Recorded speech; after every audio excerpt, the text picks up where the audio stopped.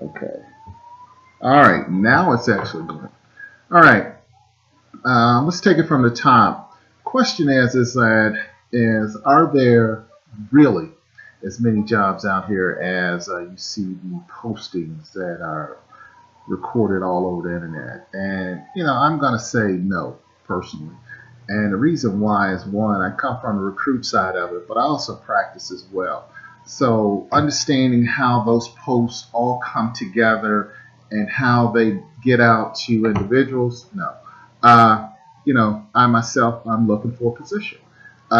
So by keyword search, by various internet resources that I've used where I've left my email in some place, I receive a ton every day, every night of job postings. Many of those job postings I've seen multiple places. It's the same job postings. And again, like I said, coming from the recruit side of this business, uh, I knew when I recruited, there were very few exclusive contracts that firms were giving for you to go out and do a particular recruit. When they were doing that, it was a time restricted type contract. So you had to go out and basically find as many people as possible. And this is the thing about finance and accounting. The universe is limited. There are a certain number of individuals out here that are at any one given time that are either looking for a job, who either have a job, or who are looking to move from one company to another. And I don't understand sometimes the rationale that a firm would use when they're saying we're looking for a particular person. I guess as a recruiter, I look at it from the standpoint of I look for skill sets. And it's the same skill sets that I would look for when I was working. So it's like, what guy who's sitting here beside me, sitting at the table, sharing with me here as we do our work, it's like, what skill sets did I appreciate that individual bringing to the table? That was part of my whole recruit piece. Uh, Sometimes I read some of the job descriptions and basically say, okay, skill set wise, this individual could do the job, I could do the job, etc. But you get into the whole dynamic of dealing with a company, and they're thinking like, oh, okay, you can do the job, okay, we get that, but we don't want to invest in training, or we're looking for that certain type of person. We can't quite put our finger on him, but we know he's out there. And in reality, probably not available. And in the meantime, you have a staff that's there, distressed, underpaid, functioning and going along with the program, but angry, gritting their teeth, and looking for the next job.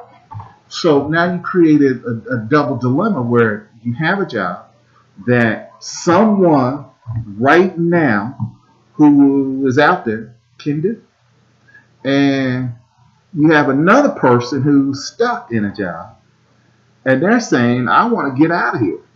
So they're afraid to move. You can't, or you don't want to bring in, or the firm doesn't want to bring in the type of person, or bring in a person who can get the job done. So what do you do when you have that type of dilemma? What do you do when you're that employee or that individual who's, over 40, much more mature? You see, I'm a mature guy. Been around the block in this business. Been through how many recessions here? Been through how many tax law revisions? Been through, what is it, the Sarbanes-Oxley? Yeah, it hit in 204. I remember when it was going on back in 1980. Okay, and that was after the fiasco of 1977, which I was still in high school then, but everything I learned in my undergraduate period was driven based off of that. We started doing that, and economy tanks, and we kind of get away from it. The aftermath is all the scandal and all the mess that happened that led to Sarbanes, and all of a sudden here we go back to the same thing that I was learning in 1980, 1981, 82.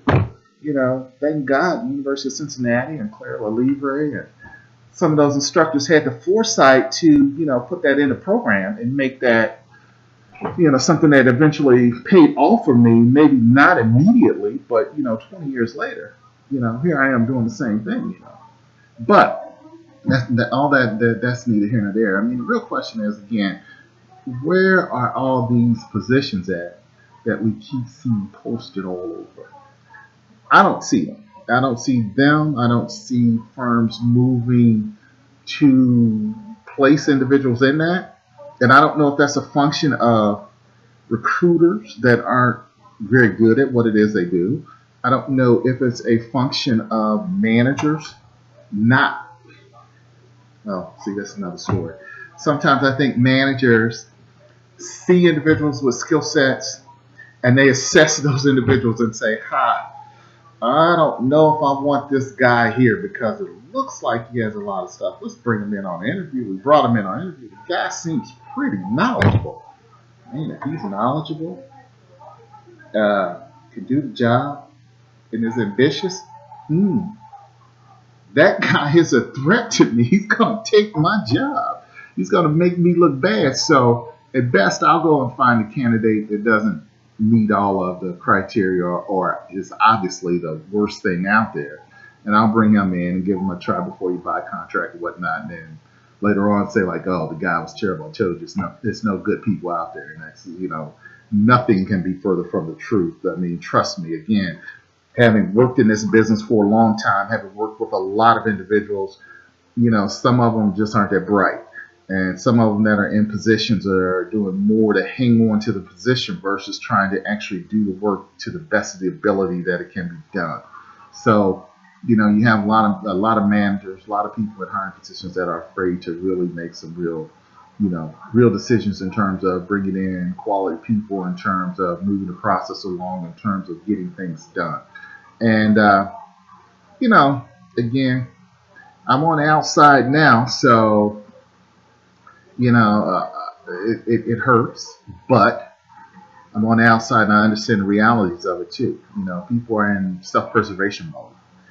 And I really, at this point, don't think that for me, you know, MBA that I am, CPA and all that kind of great stuff, you know, background, business ownership, worked in financial reporting, internal audit, external audit, public accounting, all the SOC stuff, financial analysis, human resources, guys like me that have like those kind of skill sets. No, Mark's not looking for me like that. A guy who's actually owned a business and knows how to go out and let a contract and do the business development, the technical writing aspects, the sourcing. That guy going in and talking to some of these people in the interview, because they're not used to hearing the way that type of person thinks. They're not used to understanding how that person sees pictures or sees the whole business process. They're used to hearing, well, have you done reconciliations? Yeah. Have you done monthly closings? Yeah. Monthly closing might have you do some extra hours. Yeah. That's the basics. That's the obvious. Whereas a person like myself would say, like, that's the nature of the business. But the goal is to do this, that, and the other. And to develop systems so that we don't have these types of situations. So that we can get more efficiency out of our individual. And when you come back and answer like that, they're like sitting there like, I think this guy too much for the job. I think he gonna make me look bad. And that's what you end up having out here when you do these things. But I don't know. I mean, my thing is that you just keep on chugging on. You keep the faith.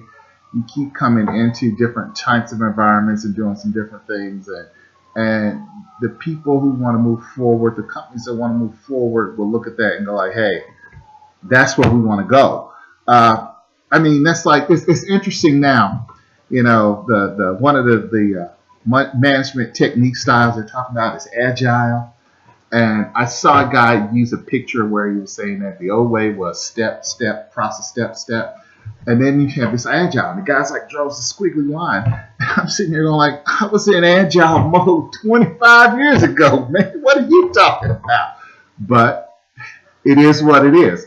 And I can remember talking to people in agile mode, and they were just like, oh man, where is this guy coming from? And now people are catching up and saying like, wow, that's pretty much how we need to be thinking about these things. And people like myself who are forward thinking, who were out there before, agile is what we're doing now. I'm already looking at what's going to be the next thing out there. What's going to be the next phase that we move into? Because that is where the future is going to be at. That is where the efficiencies, that is where the effectiveness, that's where you gain market segment, move forward. That's where I'm at. So, again, here in Columbus, Ohio, not afraid to travel. Actually, I would love to be in a situation where I'm traveling doing that type of consulting versus, sometimes being landlocked or doing some of the types of work that, I've done. And I've been all across the board from the most basic finance and accounting functions to some of the heavy duty stuff. And it's funny because I was talking to a firm today. I talked to a guy within the firm, and I said, look, when we all got into these businesses, we all thought that, we wanted to do mergers and acquisition and all the glamour stuff. But at the end of the day, what paid the bills? What paid the bills was reconciliations. What paid the bills was some of the low-level accounting stuff that firms just didn't want to do. I mean, inventory counts, that kind of stuff. Hey, I didn't want to do it, but hey, at the same time, they're saying like, well, we're going to bill you out at this rate, and we go out and we bill and we do that inventory, and they'd have us come back and we do, inventory 7 times a year, and 7 times a year equals X number of dollars, and all of a sudden I have like 18, 19, 22 people working for me at my firm doing that kind of work. So, it is what it is. I had some great success, but those days are over with. So now I'm looking to move on. So again, just playing around here, and who knows? Who knows where this is going to end up at? It might end up on YouTube or something like that. You just never know. Anyway, it's a beautiful day. I'm happy to be alive, and I'm happy to have the health that I have and all that kind of stuff. I'm just looking for that next opportunity. Thanks. Have a good day. Peace.